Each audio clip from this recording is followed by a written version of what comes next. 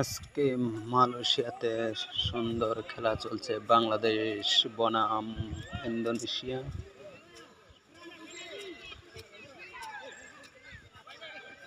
লাল দল ইন্দোনেশিয়া এবং এই নীল দল হলো বাংলাদেশ।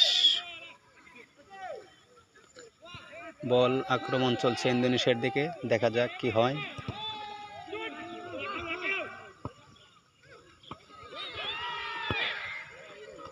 বল আবারও চলে আসছে বাংলাদেশের দিকে, দেখা যাক।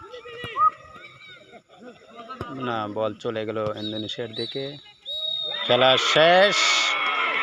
শেষ। ইন্দোনেশিয়া 2 গোলে আজকে জিতে গেলেন, বাংলাদেশ 1 গোলে হেরে গেলেন। বাংলাদেশ 1, ইন্দোনেশিয়া 2। আজকে 2 গোলে আর 1 গোলে খেলা শেষ হয়ে গেল। খেলাটি দেখবেন, আপনারা উপভোগ করবেন। বাংলাদেশ থেকে যারা দেখবেন, উপভোগ করবেন, দেখেন, খুব ভালো লাগবে।